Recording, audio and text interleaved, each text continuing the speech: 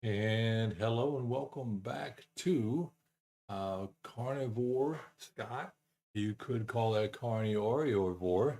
I don't know what happened there, but I believe what happened is I have fat fingers and I have to give myself a whack on the back of the hand with the fat fingers, as that did not help at all with setting up my brand name.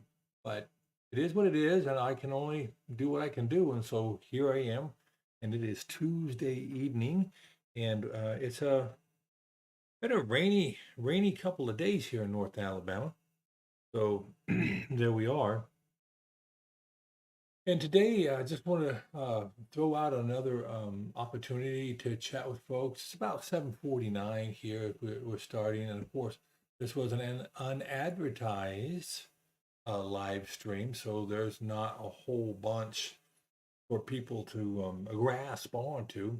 I just got off with the intentional carnivore. I wasn't with it, but I was watching the intentional carnivore, Sean, and he was doing a wonderful a live stream with his phone on his back porch. And well, I'm back here in my quote unquote office at the moment, so this is where we will be chatting this evening.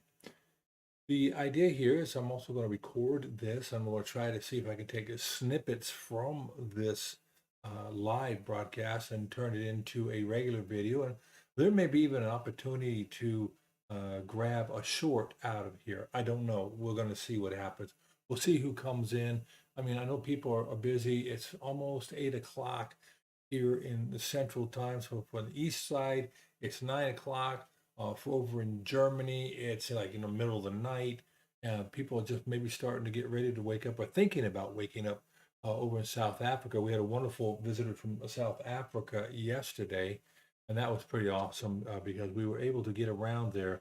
Um, and we had your crazy uncle from Oklahoma, Mike Shaw TV from Iowa, and oh, but careful out there. Let's see, and then you have a carnivore transformer, and that might have been our guest from South Africa. I'm not absolutely positive on that. Otherwise, some of the things I've been working on is the working on the technology here to get better at putting things on the screen. Earlier today, I was out and checking on the interwebs. So I am retired. So time is something I have something of, but I have to be careful that I don't put all my time into just doing YouTube things and being live. It's a passion of mine, and I love to do these type of formats. But I'm learning how to do it, how to be engaging, and so again, this is the proving grounds. This is where we test things out. This is where we have the opportunity to learn new skill sets or to hone skill sets we may already have. With that, I wanted to talk just a little bit about earlier today. Pardon me. I was very fortunate to catch Carrie's Homestead How live, and in that, what I was able to do is check on what he was talking about and his guest. And I'm trying to pull it up now as I'm speaking because I'm such a professional at this. Said no one ever. But Carrie had a gentleman on there, a Dr. Kiltz. Yes, Dr. Kiltz was on with him. And I was able to get a question in. Dr. Kiltz is a noted and what do you, I don't say fertility, but it a reproductive type thing doctor. The word is going to escape me right now, and I apologize. It's something when I get better in the carnivore life and get to have more of the benefits of this. Carnivore is something that helps people uh, improve their mental acuity. So we know that that is something that each of us, in one way or another, are going to be able to do this. Yes, again, I was right. He's a fertility specialist, and he's highly qualified for all of those things that was talked about. And he was preaching it today on the things that go on there for and that go on with fertility, and how carnivore slash our diets really impact how well that system works or doesn't. And then, of course, to be a fertility doctor means that he's going to touch a lot of systems in our body to do and take care of upstream and downstream issues. So, Dr. Kiltz had a lot to say, and I asked the question of him on the very same topic that we spoke about last night, and that would be stearic acid. And I think I'm going to become a stearic acid uh, evangelist because of what I've been reading and what I've been feeling. Which reminds me, even though I've got it in the show notes, I want to be absolutely certain that we all understand. I am not a doctor. I'm not a medical provider or professional, and nothing I say or do constitutes medical advice. Please seek the advice of your medical professional before you undertake any changes, either in your workout or your diet. That being said, caveat is that your medical providers are human, and they spent many years, depending on if they're a specialist or a general practitioner, but they spent a lot of time learning a lot of things, and they are not unintelligent, and they are caring and empathetic people, but they're in between a rock and a hard place. Let's admit it. If you're a doctor today, I mean, you can lose your license very quickly, and that's an unfortunate thing. That's an unfortunate reality that they are faced with because of our litigious society.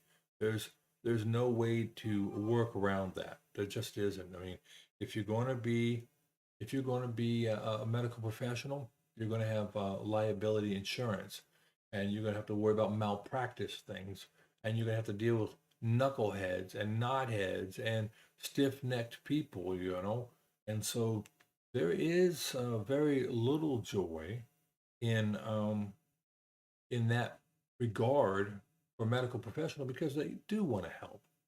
So another thing that impacts them, I spoke about it a little earlier today in a quick video I posted, is about the idea and the concept of um, the standard of care, which when you look it up on on a lawyer's webpage, and you can go and look up Google standard of care or use the search engine of your choice. But when you look that up and you follow it and you read, you'll see on these attorney pages, it's the other side of the equation of the problem of malpractice. So a doctor can say, hey, I did the following protocol because it's a standard of care. It's what most doctors would do in most cases presented with these pieces of evidence. As such, well, gosh, you end up with you end up having a challenge in uh, your uniqueness. Yeah, and I think that's the other part of all this is that we're all so very unique, and what works for one person in one way does not work for everybody in every way, and therefore they tend to, I guess, average it out. I'm not sure if we had a doctor who could get on here and who could tell us what um, standard of care means to them and how they have to adhere to that under the bell curve. I mean, isn't pretty much everything under some type of curve? And the more you're under the center of that curve, the safer you are. And as you go out from the center, as you get orders out from the center, right? Then you're getting into treacherous positions. I want to call those a sigma, right? Because if you're Six Sigma, you're six parts out and out to a very, very small part from the curve. That would be a quality type thing. But no, I think that the important aspect in all of this is, physician heal thyself, you as the individual, as a patient, do bear some responsibility. And most of us, I think, in the carnivore space would agree that and admit that we are complicit in our situation. What more can you say? I mean, most of us aren't tied down to a chair, and we don't have our food shoved into our mouths by force. I feel confident about it. I can't make an absolute, but I feel real confident in that. So, given that, we eat. Now, we also have read, and I don't know the veracity of it. I don't want to put it out as a gospel, but we have read where the how do we say this? We have read where food scientists put together processed foods in such a way as to make them stimulate your brain, and whether it's getting the ghrelin to overpower leptin, or I don't know all the fancy college words for that, the medical terms for that, but I have read where they program, if you get a bag of a large name brand chip, and you take that chip and you open the bag and you look, you'll see some chips are saturated with flavoring, some with flavoring and salt, some more flavor and no salt, more salt, no flavoring. Some are just blander. They have a spectrum of them, and each bag is given on, in an average way as they use the machines, a blend per bag, so that when your hand reaches into that bag, you are not eating all spicy chips or all salty chips or all whatever the flavor of the chip is, right? You're getting a variety because your taste buds and your brain respond to that variety in different ways. And Katie bar the door, they find the quote unquote best solution, again under that bar, and they know, hey, we need to have 13.2% of the bag with the salty ones, 33% with the spicy ones, 16% with the bland ones, and then all the rest can just kind of mix in between. I mean, I don't know, I'm making those numbers up. I was a weatherman, so making stuff up is pretty much secondhand. But all that being said, and it has all been said, we are able to make decisions, and I think the issue is, are we reacting to our hunger pains, or are we choosing? I mean, sometimes we react. You walk by that bowl of chocolate covered pretzels, which could be pretty much kryptonite for me. You walk by those pretzels, and next thing you know, half the bowl is gone. Or my wife makes what she calls puppy chow. Any of you familiar with puppy chow? Well, puppy chow is basically rice checks. You take the rice checks, you get a bowl of them. Then you take in another bowl and you melt a couple Hershey chocolate bars in the bowl. And then you take peanut butter and you put that in there. And you make this mixture, you put it all together, this witch's brew, and then you mix the corn checks in with it, and you fold it gently. Fold it in that chocolate and peanut butter that's all kind of mixed together, right? Then you take that out of the bag, you put it in one of those great big paper bags you might get from a grocery store, and then you put in a cup or two or a cup, whatever it is, of powdered sugar. And then you roll the bag up and you shake. Shake. Sounds like that. Shake. Shake, shake, shake. Then you pull it out. And you have these magic little pillows of powdered sugar covered chocolate and peanut butter, and they're crispy. You get lucky, a couple of them clump together. Now, sometimes you put pecans in there, or you put peanuts in there. People do it different ways. Then you take this spawn of the devil and you put it in a bowl and you put it in the refrigerator. It's nice and cool. And you pull it out. Hello. Oh, everything good? All right. Busy. Bye. Okay, thanks. Uh, oh, what's going live? And you take the puppy chow and you pull it out of the refrigerator and you put it on the counter, and it just sings to people. It says, come to me. You know you want me. And then you say, oh, I'll have just one. There you go. Well, there I go. So it's a no bueno situation there, you know. Anyhow, what can I say? It's a beautiful world, a beautiful thing, but here's the thing with those treats and those sugary snacks. They don't love you back, you know? People will talk about that with narcotics.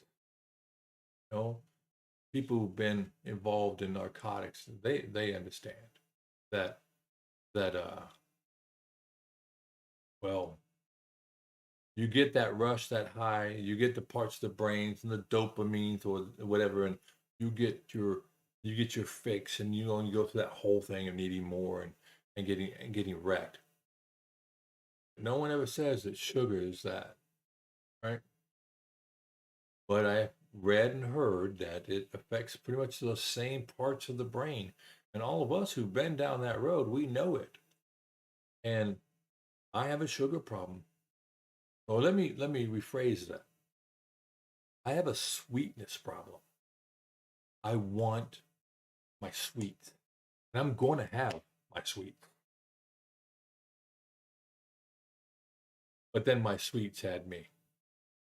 And that's just the truth. I mean, you can't paint it any other way. No, that was my wife who popped in. She has tremendous discipline against most of that stuff. She's not caught in that stuff, right? But I got to be honest with you, that isn't me. Not by 100 rows of little green trees and purple men. I got that from a sci-fi book. That was kind of weird, but nonetheless, puppy chow, yeah, no bueno. And you know, everybody has their own thing. And now we're getting to see, we are into the first week of August, just rolled into the second week of August. Can you believe that? It's already the second week of August, and here we are, and we are just moving right along with 2023. And before you know it, like if you go into Walmart, you can start seeing it. And hey, hello, how are we? Everything well? You crazy uncle, how you doing, buddy? You sugar, corn syrup to anything that makes it more addictive. Yep, that's right. I tell you, it should almost be illegal, don't you think? I mean, I am not a person who's about big government. You know, I am about as far away as that as you can get. But I'm not a person for no government. And I don't believe that with all the evidence we have now, you know, you can't barely pick up a package of food and not have some kind of warning on it. And this sugar stuff, whatever oaths you want to call it, or now they're even finding other ways to define the sweetness, but it's a sweetness addiction, and it's done purposefully. And that's the part that gets to me. So, how you been doing today, Unc? You been good? How did you do last night?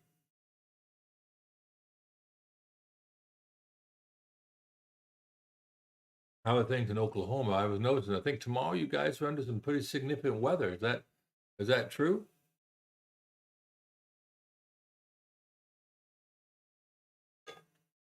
I know that. Who is that? one of the weather guys out there on YouTube land, he's out there, talking about how it's going to be really bad with some tornadic activity, and I don't doubt it. You be careful out there. Don't take any risks. You got a shelter you can hide in. I hope so. Um, I'm sure you're all too familiar with the tornadic activity. Yeah, you haven't seen weather today. Well, like I said, I think that I think they're looking for it for tomorrow. That's what I think. I think that's what the call is for. So you got to be careful. You got to keep your eye to the sky. Yeah, and what was his name? The weather guy. A big. I want to say Sean, but I can't remember. But of course, then we always have Mike Shaw. Mike Shaw used to do the weather. He'll chime in here, but I used to do weather on my Twitch channel, but that was almost causing people to drive off the roads and having a narcolepsy, with me luring them to sleep with the boring weather reports from all around the world. So I kind of put the kibosh on that one. So, Ankh, you've been doing well today on your following your plan. Things been working out. Any non-scale victories today? I know I definitely had some non-scale victories today, but I just want to see if you've had anything, and what's going on with you today. This is this terrible, terrible Tuesday. I've always thought Tuesday was the one of the hardest days of the week. Reason being, well, Sunday, we all know about Sunday, right? That's our church day. That's worship day. That's a great day to feel good about everything. And you have a real good excuse to not do any work. Then it's Monday, manic Monday. Bleh, no one likes Monday. Now you go to Wednesday and it's hump day, right? So everybody got hump day on Wednesday. The middle of the week, we're starting our downward sloped into the weekend. Of course, Thursday's a Friday Eve. Then, of course, you have Friday, Saturday, and we're back to Sunday again. What happened to Tuesday? Poor Tuesday. And I'm not talking about Tuesday Wells. I'm just saying poor Tuesday. Tuesday's left out on an island all by itself. Terrible day. Terrible day. Hey, Natalie, how are you? Oh no, I didn't see them, Natalie. Am I doing something wrong? Am I making waves? Or am I doing something wrong? Hey, Natalie, you can always send an email. I think it's on my page, but let me type it into here. Anybody ever wants to send me an email? I got an email for this, so stand by while I type, okay?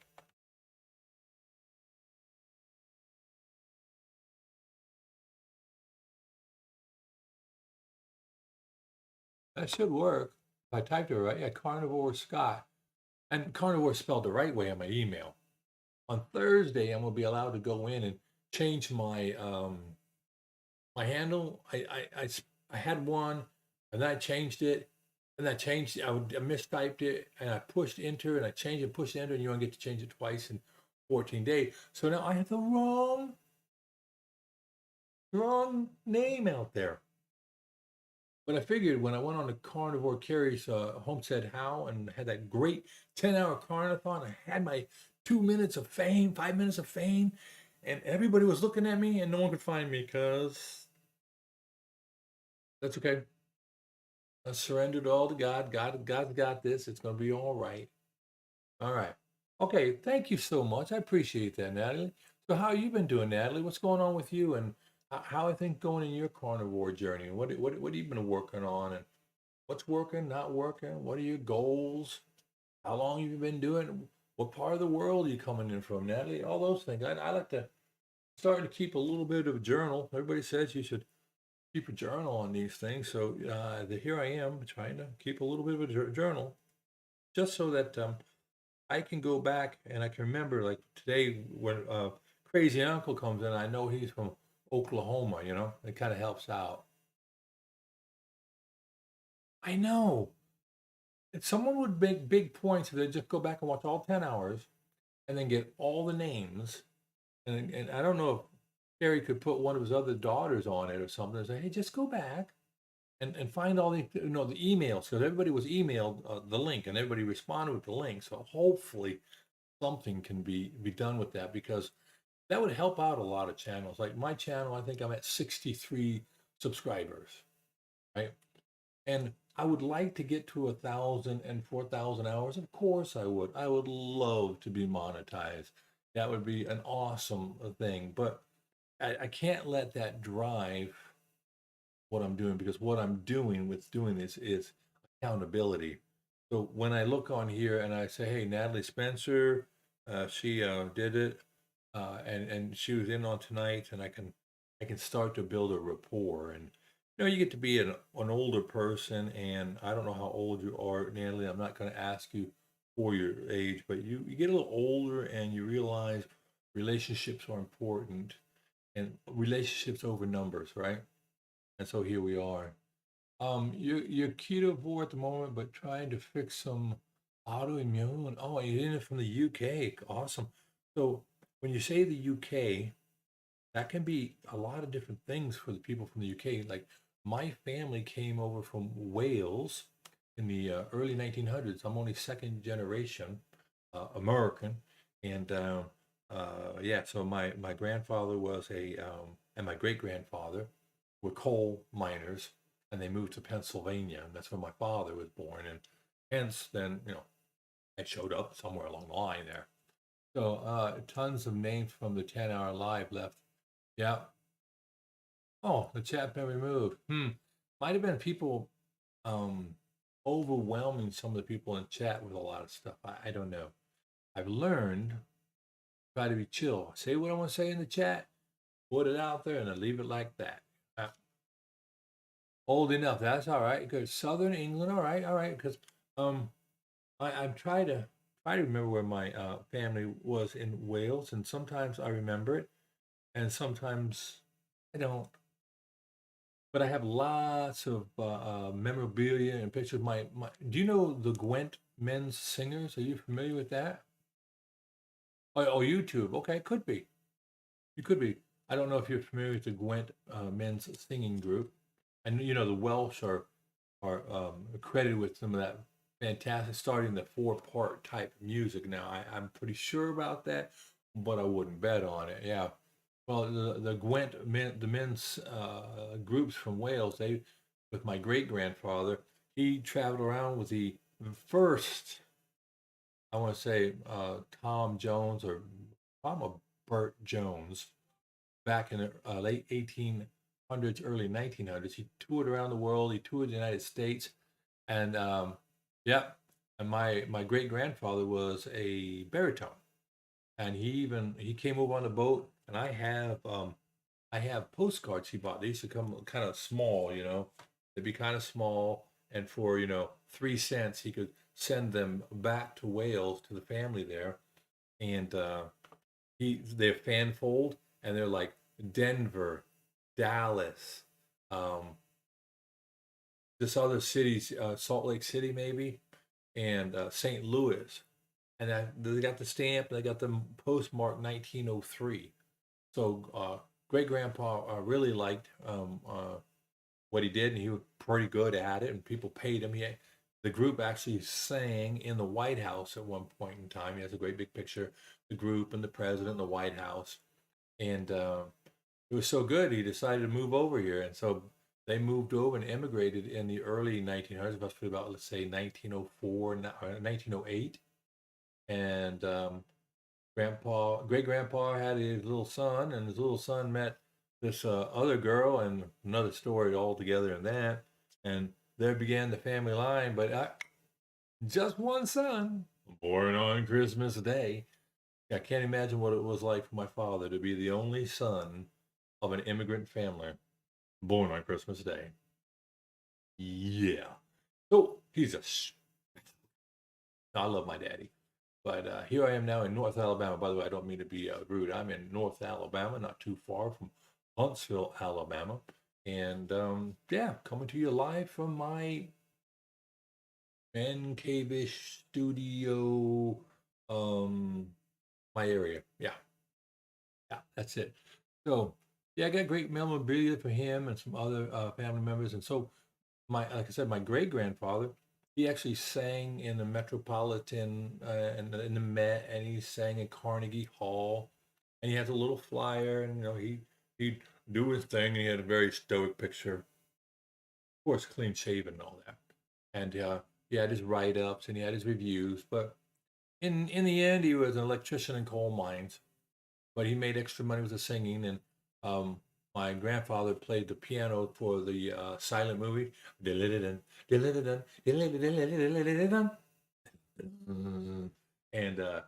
was an electrician, so until he got the black lung, and then he stopped working in the mines. But that's all found. It has nothing to do with carnivore, except they ate regular, natural food. That's why my grandparents were in great shape. They lived well into the 90s. My great grandfather lived to be over or to be about 100. I think he was 100 years old. And his son, my father's father, my grandfather, he lived to be in his 90s. And so good stock, and they were never overweight. They ate their meals. They only ate what they needed to eat, and they ate a lot of meat and potatoes. Yeah. So many of you guys have connections. Yeah, we do. Well, of course, a lot of us, came over there. There was this little thing called the king. The United States kind of came with a king. Just saying. Yeah, that's great. Now, far healthier than we. Yep. Oh, yeah. I'm not mad at farmers. I'm not mad at this. They gotta feed people. Now, around me, there's a lot of corn. We grow, I think, 4 crops: corn, soybeans, cotton, corn, soybean, cotton, and wheat. Right? Well, we know cotton. It goes all over the world. We have really good cotton, and soybeans. Well, that goes all over the thing. Sorry about that. And our corn goes to Jack Daniels, and the Jack Daniels place is only like 80 miles, 65 miles from here. I can't remember. 80 miles, yeah, 80, 90 miles. We'll go 90. It's like an auction. I got 80, I got 80, can I get 90, 90, 90, I got 99. Sold 90 miles. And that's my final offer. Yeah, so a lot of the corn here, it goes to Jack Daniels. Look back at videos from the 50s, and no, yeah, no, that's right. I, well, people cooked in real fats, right? Not these seed oils. People cooked in lard, and people cooked in tallow.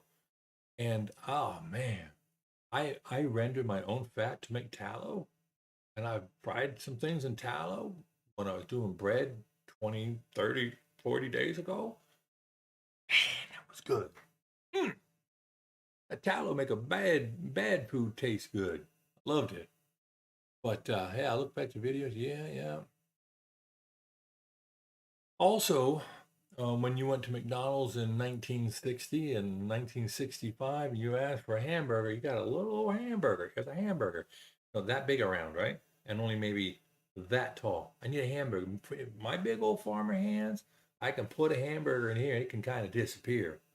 I know I can put it in here in one bite. Done that too many times. But one hamburger wasn't good, so they say, "Oh, we'll make a bigger hamburger. We'll make a quarter pound." Well, that's not good enough. What we need to do is make a taller hamburger and then put mayonnaise with more seed oil. Yeah, that's the ticket. More seed oil, more preservatives. Yeah. And then we'll put lettuce because they'll never digest that. And cheese that won't melt. Ooh, that's a great idea. Sweet mother of pearl. Mm-hmm. Yep. Hey, you like cotton? I like cotton. Cotton's good. Not all the time. Sometimes cotton, when it gets moist, it can get a little chafy. It's shrinkages, has some shrinkage issues, but I like cotton. I don't eat cotton. And, I'm not sure if you remember, but, cotton has cotton seeds. Eli Whitney, between Eli Whitney and the automation of the tractor business, a lot more cotton was made. And Eli Whitney's gin pulled all those seeds out. I don't know if you've ever held a pod of cotton. So now when cotton, it grows right in my backyard. I know some big cotton farmers that said I could have all I want. And I went out there, I pulled the pod. That thing is hard. It's like hard, and it's bigger than a walnut, you know. And then one day, it gets the signal, and you have cotton. All right, got the little pod. It's really hard. And it's not good at all, you know. That's a phone call I'm just not going to take right now. And that cotton pod eventually falls off, and the animals drag it around, and the little fluffy part comes out, and it might get blown or drugged somewhere. And it's got a myriad of little seeds that you just can't get out of there. You got to tease it out. And then now with the cotton gin, you have all these seeds, tons and tons of seeds. So then they pressed the little cotton seeds and made cottonseed oil. And cottonseed oil was great for chips and stuff. And it was a great lubricant. And then the wars were all over, and now we have lots of cottonseed oil. So somebody took it to the chemistry lab, and a chemist worked on it and tweaked it and found a way to hydrogenate it and to wash it and make it nearly consumable. And then it got foisted on up, and now what are you going to do? It goes rancid. So someone else takes it, does some more fancy stuff to it, and you know what you get? You get Crisco, coagulated cottonseed oil. Ain't that great? Anyway, so your mom was bought. You have beef drippings. That's right. Yeah, seed and vegetable oil. Yeah, your burgers are. That's for sure. Yes, that's for sure. I spent 12 years in Germany, but I never got to England. I mean, I dropped off and I popped out of there, but I never spent time there, and that was really bad on me. I'm in trouble. Um, nope, never even seen cotton seeds. Maybe one day it's going to bloom here in about a month and a half or so. And well, they are blooming now, but I mean, the cotton pods will pop, and maybe I'll bring some in. People haven't seen it. I mean, you don't know what you don't know, right? I mean, ignorance is curable. It's that stupidity thing, that willful, repeated stupidity. I don't know. You're gonna have to just weed those out, right? Well, I don't believe that because I got the family down in Wales. It would have been nice to see the stomping grounds in Wales. Blaena. Does that sound Blaena? Blaena, Wales. That's where the family's from. See, I knew it would work. Get your little way out and get out there in conversation. Yeah, Blaena. That's where they're from. And I have a picture, but you can't see it. Now I'm gonna stand up. I'm gonna stand up, and it's not gonna necessarily be pretty, not unprofessional and cool, but you're gonna see my roundness. Please follow me. Please forgive me. 1 minute.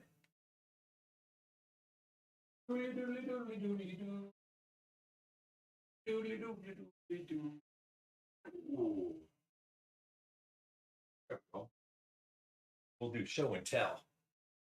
Do show, do tell. This is a picture that came over from Lena area. Either a family member painted, or I can't tell you for sure, but there's a little bridge.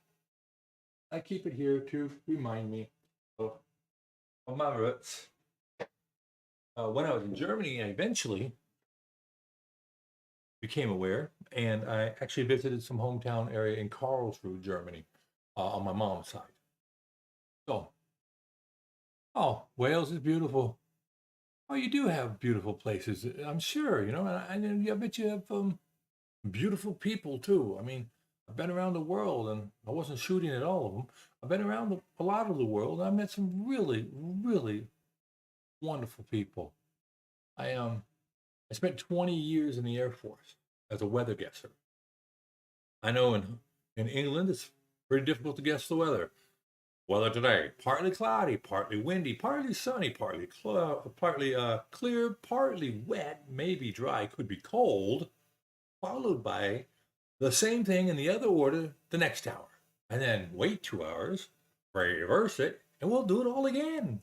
Hello, ladies and gentlemen. Welcome to the British Isles, where you have that really beautiful semi-permanent low pressure system sitting out there, the Icelandic low, that just spits off little waves all day long, all year long. Oh, here's a little wave, there's a little wave, everybody's waving. No, anyway, yeah. So I had a flashback. What weather days? Oh, it's hard. So, how much success are you having on this carnivore trip of yours, Natalie? And Crazy Young, how about you? I mean, what's working for you? I mean, is it mental clarity? Is it a reduction in inflammation? Non-scale victories, like I had one a week ago. I could put a shirt on that I couldn't put on before. It's not a shirt I should wear now. Not yet. Not with my rotundity. Rotundity. There you go. Excuse me. I must learn to conjugate. That's an okay word to use. But yeah, I gotta work on things, and I haven't done it because I don't know why. Yep. Yep. Rain, sun, and then the sun goes down, and you have rain, moon, and then yeah. But that's why it's green, and it's fairly warm overall compared to some other places. You know what I think? I think the cardiologists, not cardiologists, cartographers, thank you. Language. It's an important skill. You should have it. Um, Cartographers or cartographers, those same people who brilliantly named Greenland and Iceland, I think those are the people who say it's okay to eat all the box cereals and the pop type things and the sugars. I think they're the ones who are running the food pyramid. You know, big corporate guys. Wrong is right, is wrong, good is bad. Meanwhile, our nations rise up, yeah, fall down. But the rising temperature, if there's a climate change, it's because everybody's inflamed. You want to get rid of climate change. If you want to get the climate under control, maybe stop having all these carbs. What do you think, huh? You think we're on something there? All these little hot bodies. What is that, the Matrix? All these little hot bodies, all inflamed, all needing chemicals.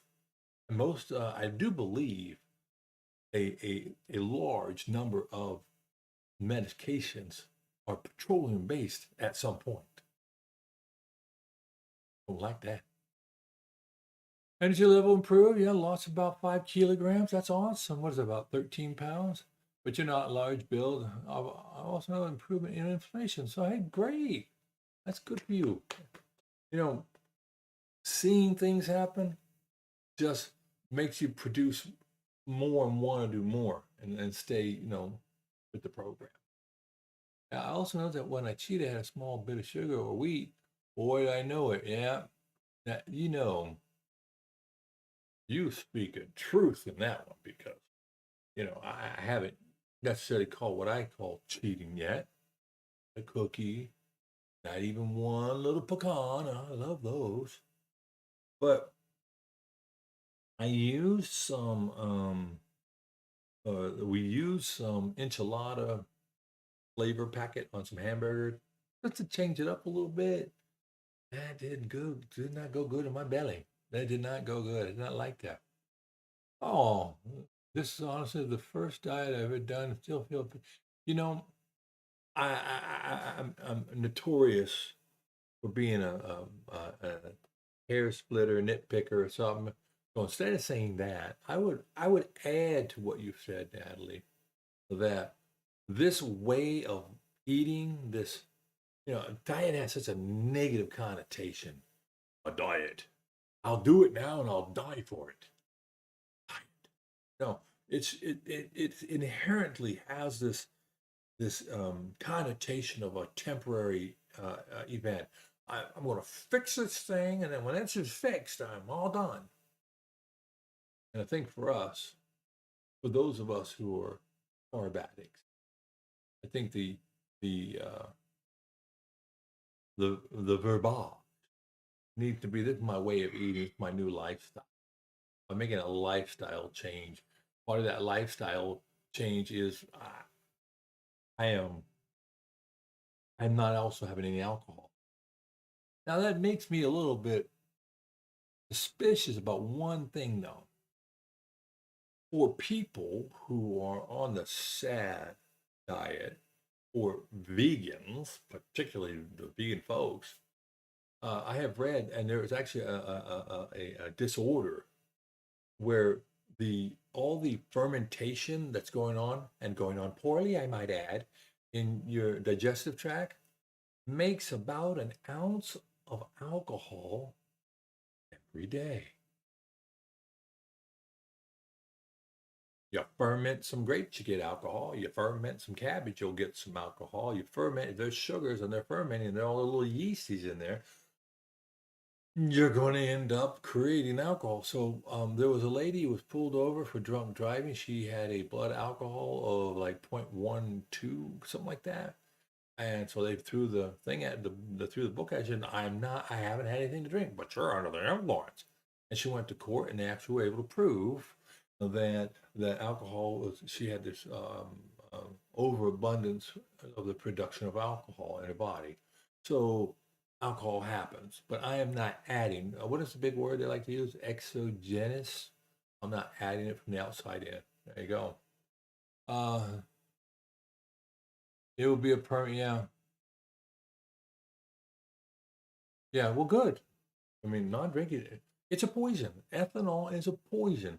One of the byproducts of that ethanol, when you get too much oxygen mixed into it, some other chemical reaction, is the same thing that they use for embalming fluid, you know? It's just not good. But through fantastic marketing and through the dopamine receptors in the brain, the lie continues. See, I'm not a big fan of the slippery slope argument because my wife told me how much of a fallacy that is. Wife's real got the big brain, and so using that as a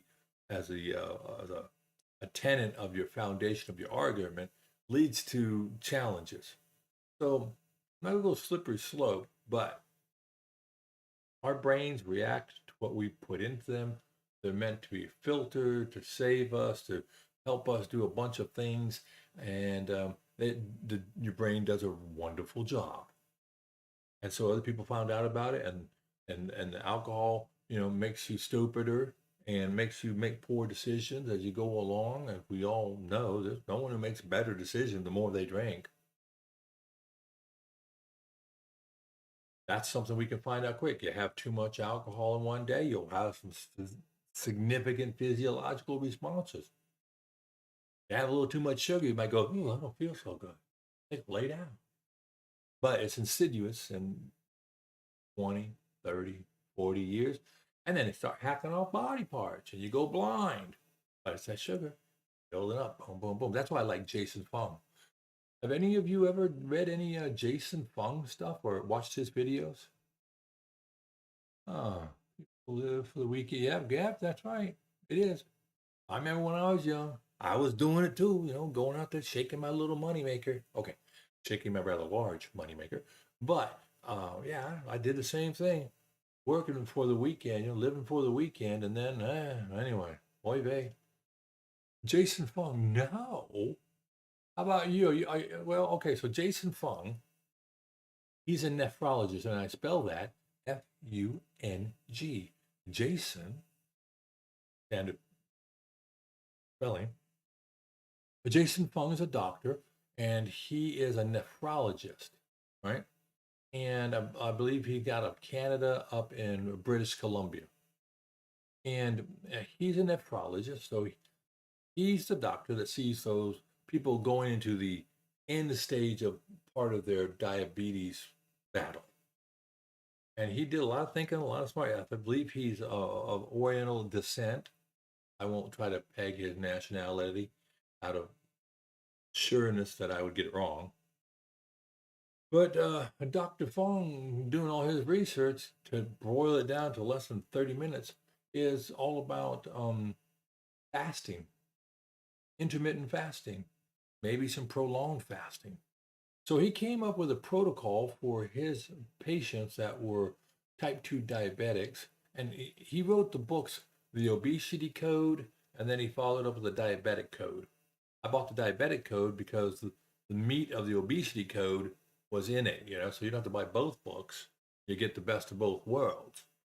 But his book on the diabetes code, he talks all about the process of diabetes, what happens, how you have the ups and downs, and you eat the sugar and the insulin comes out, and all that. And he talks, I think he talks somewhat about Cahill too, Dr. Cahill. But he came up with a protocol that he used on patients who were willing to try anything. Some of his patients were diabetics for 10 and 20 years. Some of them were taking anywhere from 50 to 100 units of insulin each and every day. And he put them on this protocol. And inside of 30 days, a number of them were off the insulin.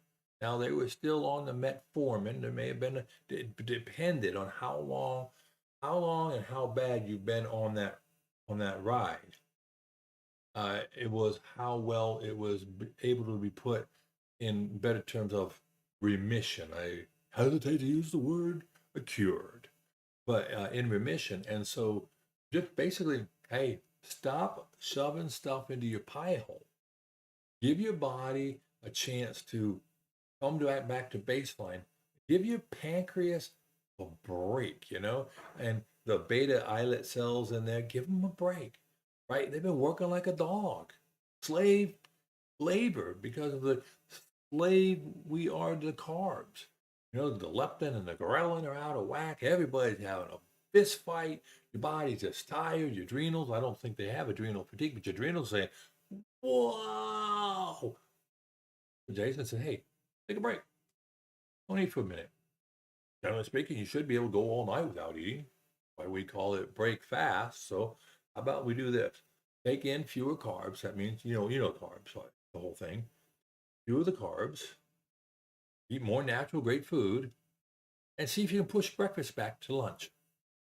And when you can do that, maybe one day a week, you'll push breakfast all the way back to dinner, and then you're OMAD. And when you get acclimated to that and you do the OMAD, just don't eat one day. And then don't eat 2 or 3 days. Your autophagy's kicking in, everything's going great. It's like a country western song played backwards. You get your dog, your truck, your girl, and your house back. Life back. Stop jabbing yourself. So I read it. Yep. Dogs feed one meal. Yep, that's right. Right. Fasting's very healthy. So the idea there being is that, just stop stuffing your pie hole. I mean, those of us who are of a nature of faith, it's in every sacred text. Every sacred text that has been around for any amount of time says, you might want to stop eating just for a little bit, not forever. And there's a complete different epidemiological, no, not epidemiological, excuse me. There's a complete different response, epigenetic, excuse me, while I relearn. And the epigenetic response is completely different to starvation versus fasting. So when I read all this stuff, and he was the first one I was reading because I was getting a little bit out of control, and I was hooked right then. I want to know everything I could about that I can do, and I'm not the sharpest tool in the shed. I'm not the brightest crayon in the box, but I can whip out a couple of polysyllabic words here and there. But reading Jason Fung, Dr. Sean Baker, Ben Bickman, a few other folks, and I've been researching and dallying in this, but it never really stuck for me. Fasting, yep, it helps. It is. It isn't a panacea. I'll just make sure we don't get crazy with that, but it is quite beneficial for many people, and good things seem to come out of it. So I'm not terribly sure why it may be poo-pooed, but it's a good thing to do every once in a while.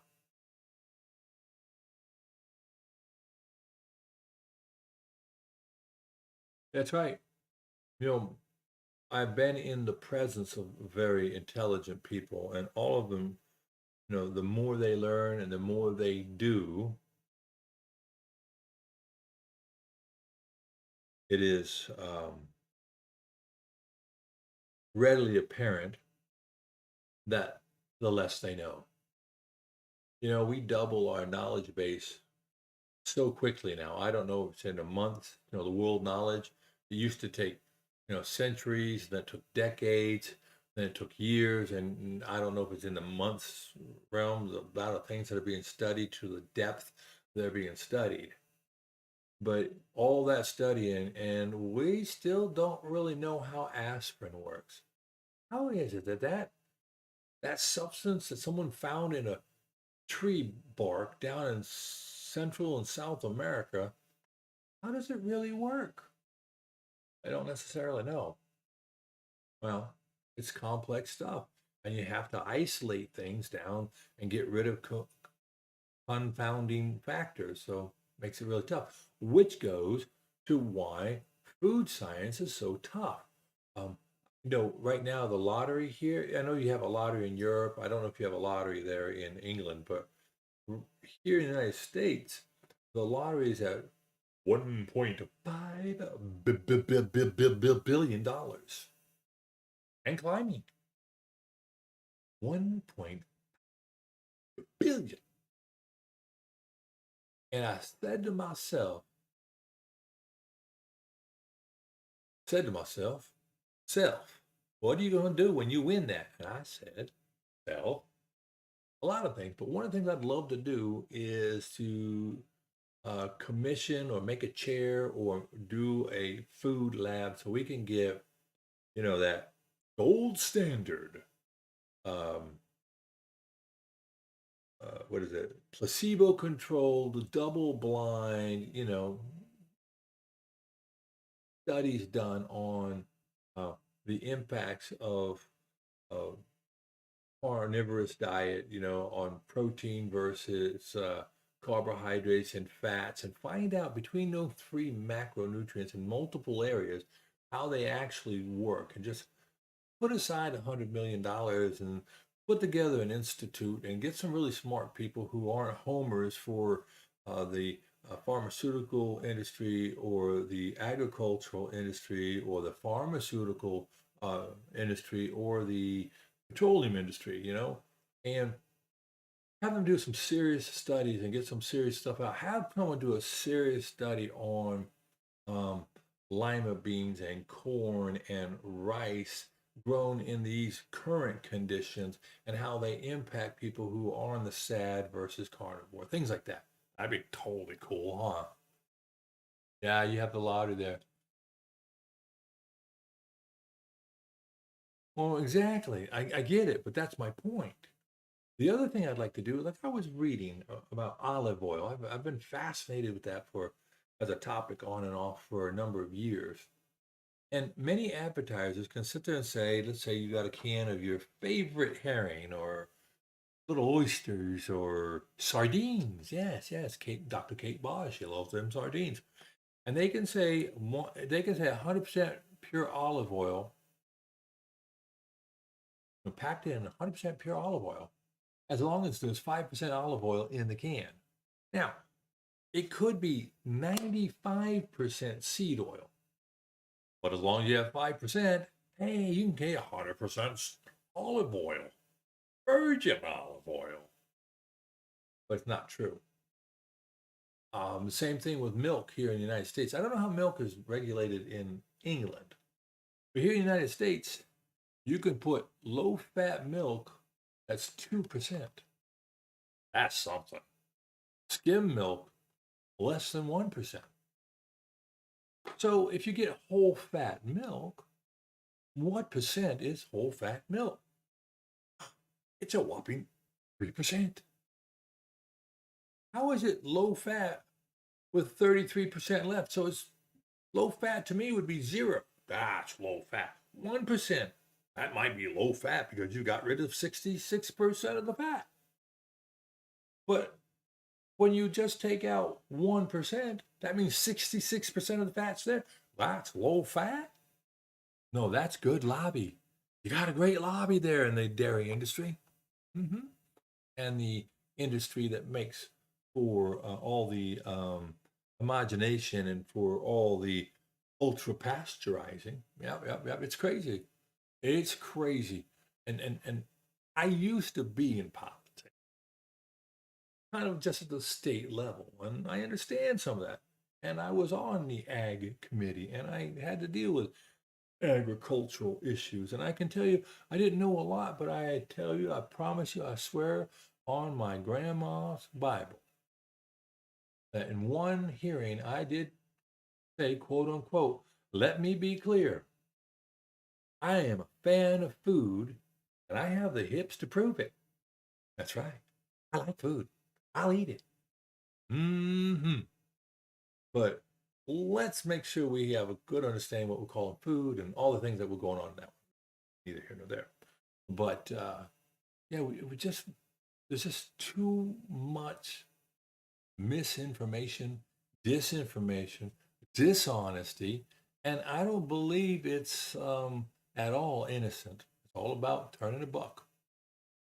Raw milk, yeah, full fat milk, but see now, like you look at butter, because the butter industry, they're very protective, and you can get butter, and you can find it in different amounts of butter fat, like 36% butter fat, 42% butter fat for the super fatty butter, right? Not even close to milk. Yep. But and I like me some butter. Not so sure it likes me back, but I like butter.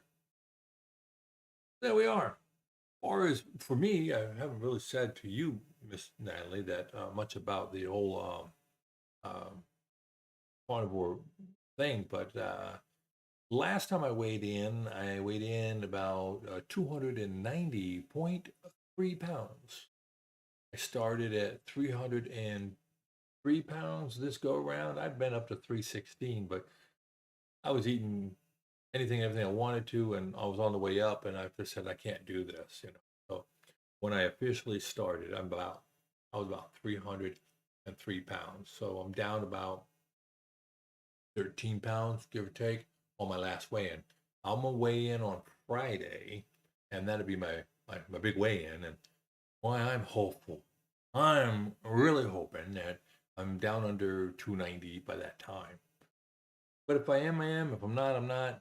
The big deal for me is, as you saw when I stood up and went to go get the picture, my belly is too big, and I want to make my belly smaller, and not have it hanging over my pants and rubbing on the belt buckle, which is irritating, very irritating.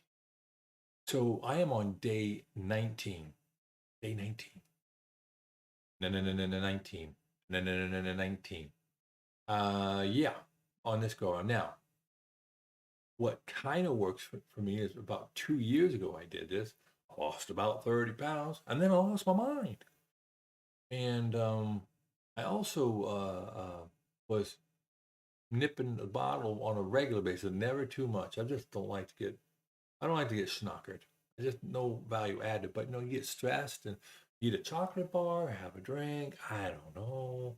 But and now there's no drinking, so that's going to be really helpful. And now I'm really committed. I just turned 61 this past weekend, so there's some reasons. I love my wife. We've been married 32 years, and I want to be married another 32 years. I think 64, 65, 70 years is a good range. And if I'm 61 and I live another 35 years, right? And I've been married 32 and 35, that's 60, 66 years. I mean, hey, it could have happened. I don't know.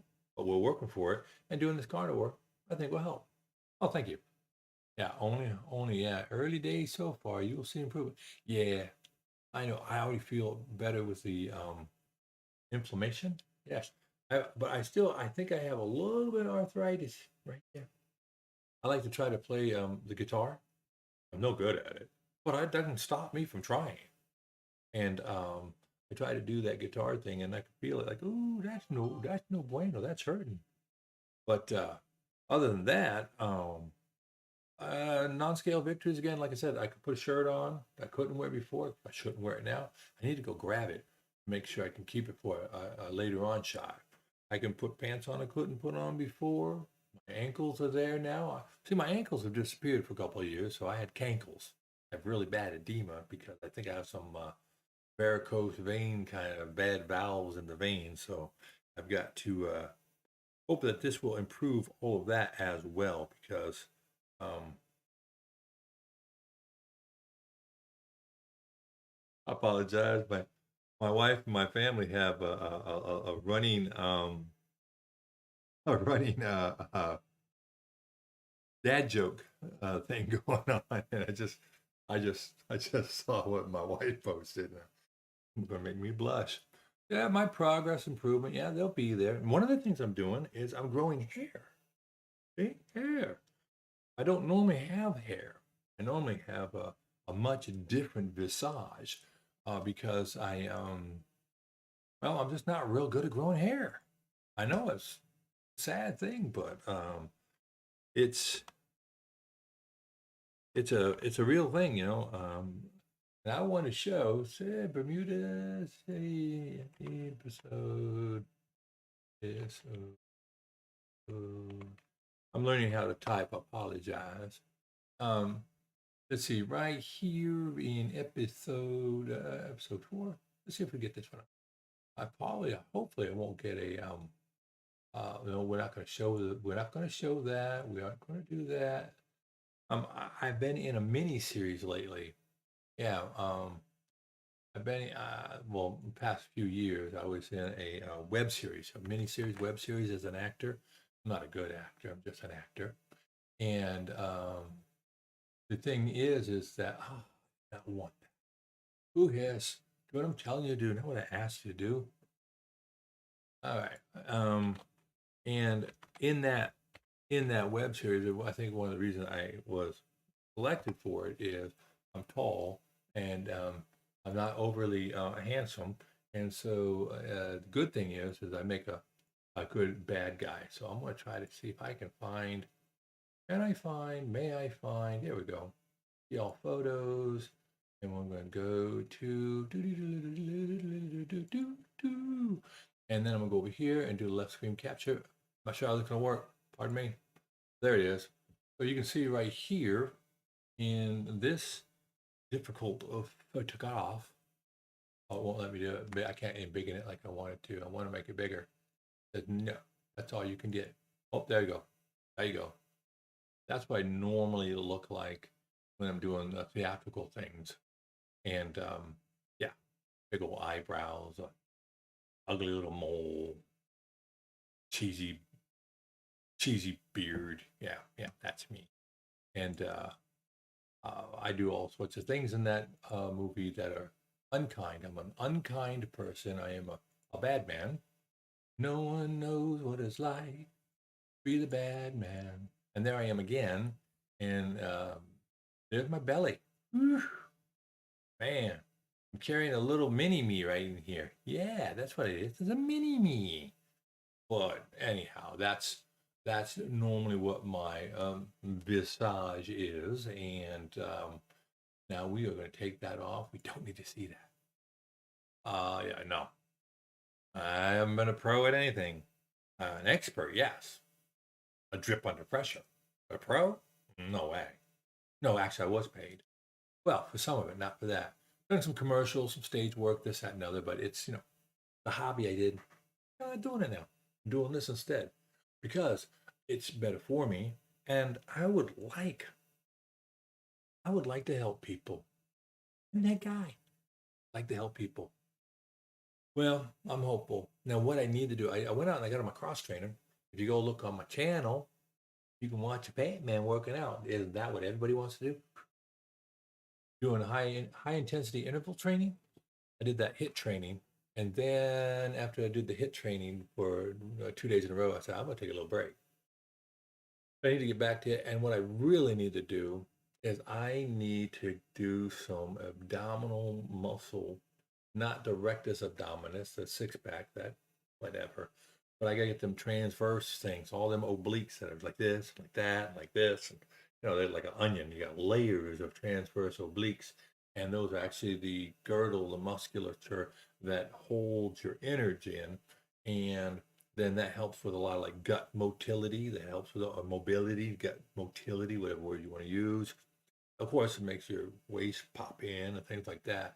And then keep losing the adipose and the subcutaneous type fats, and then the visceral fat. That's the one I got to get rid of. Okay, fine. There's so many in the carnivore just want to help us. I know. Have you been following this saga with Bill Knott in Alaska? Wow.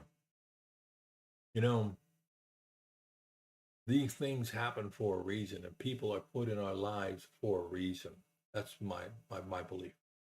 And I think that everything that's happened has happened for a purpose, and that this purpose is very much all about helping Bill and other people like Bill. There's another gentleman out there by Landwar. Yeah, you look back in yesterday's live, Landwar I think was on for a while, but Landwar, Londwar, he was 500 plus pounds. Yeah, and, okay, Bill and Landwar, yeah, and some other folks. Now there's a number of people who've lost 400 pounds. I mean, really? Seriously? Intentional carnivore. Sean. Yeah, Sean, an intentional carnivore. Was watching his live here not too long ago. Losing 245 pounds.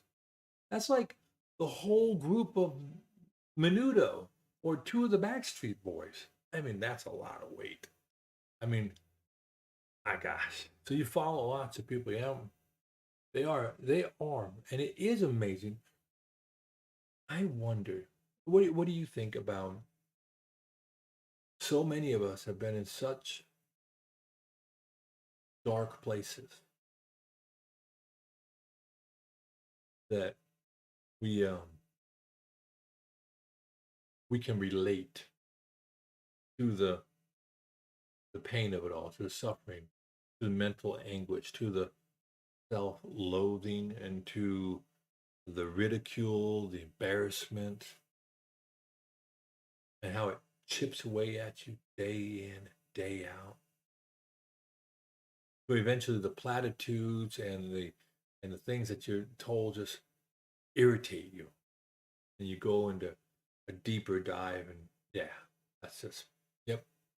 So there's that. And on the other side of that whole spectrum is Sophia Eats Steak. Have you seen Sophia's channel yet?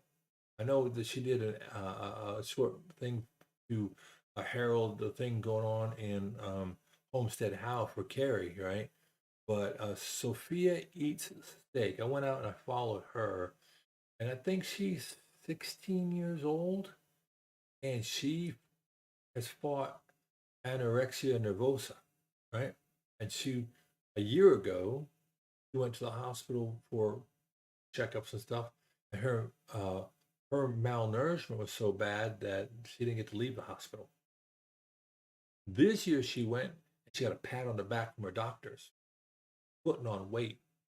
Her mom went carnivore and brought her into it because she was I don't know if she was a vegan or not, but very low fat. Oh yeah, she wasn't a vegan, but only low fat stuff, and she was wasting away. Yep. And then she openly puts that out on the internet. Anyways, that's a young lady who's going to go places and do big things, and she has a beautiful support group in her family, and now she's way into what they're doing at Homestead How and everybody else, and I think that is awesome. So I watched one of her videos, and of course I follow her, and it was just amazing. This young, precocious girl putting her heart out there and talking about things, and her demeanor and the way she carries herself, just like Emma, is just absolutely spectacular.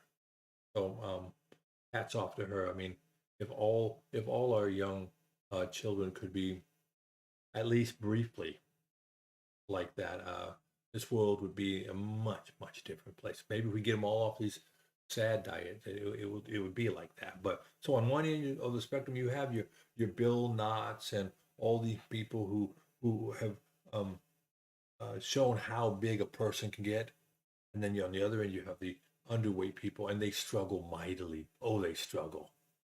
So, but the whole spectrum is there. And then, of course, you have folks like myself. I mean, weighing 305 or 10 pounds at 6'5" is not really uh, a horrific thing in the grand scheme. Well, for me, it is. For my well being, it is. For me being able to fulfill the role I have in my family, it is. We have choices. So I've elected to go ahead and do something about it. And this looks like it will work really, really well. So that's awesome. And I've been on here about an hour and 15 minutes. So, I'm gonna give this about another 15 minutes, see what happens, see if somebody pops in or something like that. If they don't, we'll probably wrap this up in 15 minutes, about 9:15 or so, and just let that go. Yeah. Ah, that's right. Well, I don't know. I mean, at this point in time, with the meteoric rise of Bill Knott and with everything that Carrie's doing for the documentary, right? Um, I think it'll be very difficult to get on his schedule, and that's okay. You know, I have to be very careful.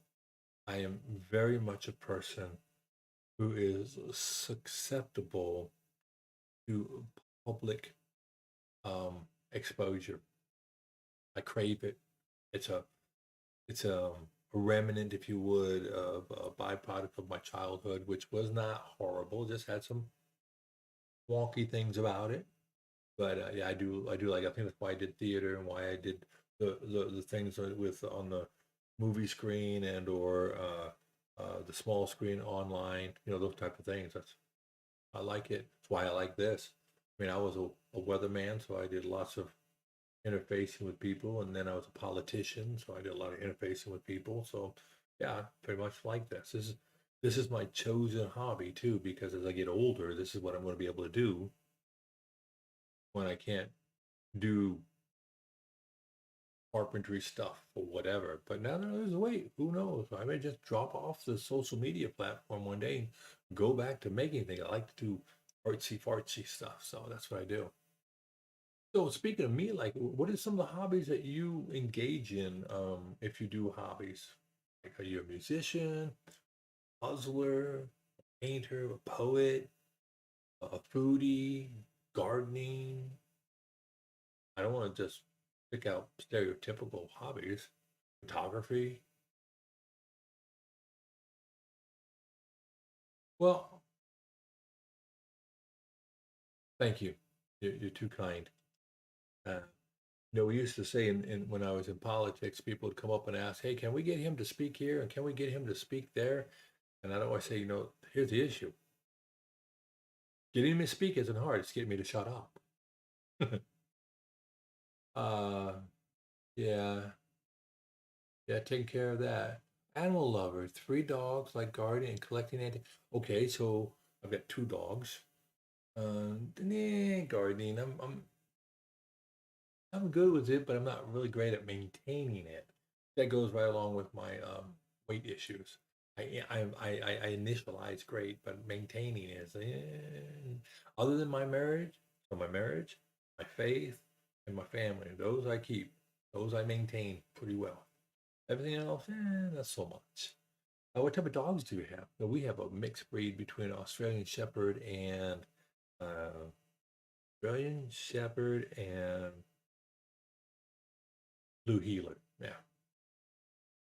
And antiques like an antique piece of wood or antique clock, antique cars, antique spoons. I mean, antiques is pretty wide open. Gotta admit, pretty wide open. So, Staffordshire Bull Terrier. What do those weigh? About 10 kilos, 12 kilos, or are those like a 15, 18 kilo dog? I don't know. I know you kilograms. Or do you pounds? I don't know. pay in pounds, but you measure in kilograms. You're killing me, Smalls. No, you don't. You're on the euro. I forgot about that. Mm-hmm. Yeah, I do. And oh, yes. Your family always, yeah, family. Oh, God and family. Yep.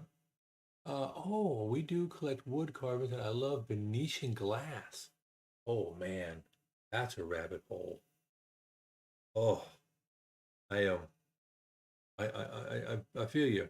Feel you. So you collect wood carvings. Yeah, I carved some mushrooms a couple of years ago, and I carved the steak. I think it's Babinga wood. It's a nice little steak. It will whack you really hard. I'm sorry. That's that's not cool. Swiss wood carving. Oh, 18 kilograms. Okay, so 18 times 2 would be 36. You add a little bit more because it's 2.2. So about 40 pound, 44-pound dog. That's a good dog. I bet you they jump in your lap. Your lap knows it's been jumped in, huh? You allow your dogs on the furniture. Tell the truth. Hmm? Are they in the house? Hmm? I'm sure they are. It's better than I could carve. you know, no. Everybody can carve. Everybody can carve. You get the right wood, and you just spend some time, and you work on it. This here is this here block. It's a pink sycamore, and as you look at it, you can see the grain. It has a little bit of stain. I haven't finished off that end yet, but it has some beautiful grain, and it's a block of wood. I just use it as a prop here to hold things up. But I was doing it. I find wood like cherry wood or walnut, and I like to make abstract things, generally speaking, because I can read into it. Like I have a piece of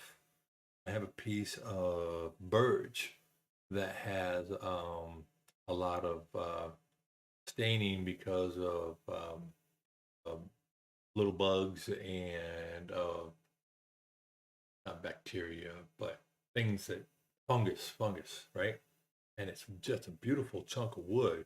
But I'm working on it for a friend of mine because it has meaning to me for her and the situation she's in her life.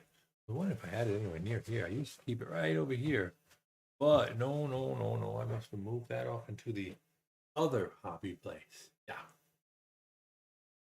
Yeah, they like to think that, yep, on the sofa, but not on the bed. Well, there you go.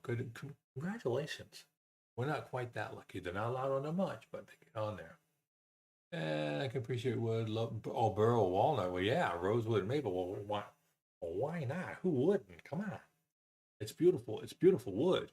I have we have a wood, um, I like to call it the wood factory, but it's a sawmill nearby, and I get the stumps. So I have the great big huge stumps of burled, a wavy cherry, curly cherry, and then I was gonna make wedges out of it and do stuff. And then sometimes I'll make a bowl or something like that. Not a bowl like a spinning round with a lathe, but just a hack away and make a obtuse shaped bowl.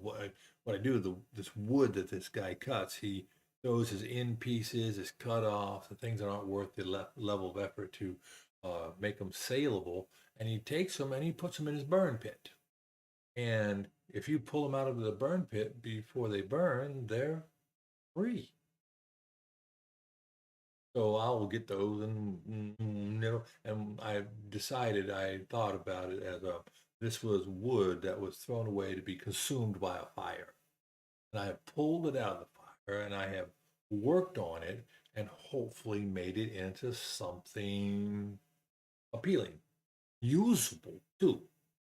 And I think that's kind of like an allegory or something of a metaphor with us in our lives and what our maker does with us. We were destined for the fire and he pulls us out of it and he tries to make something useful out of us.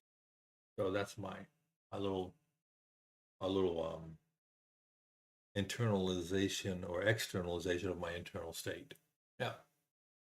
Venetia, what do I know? Well, what I know, I've seen it. I've been to Venice and I've seen Venetian glass.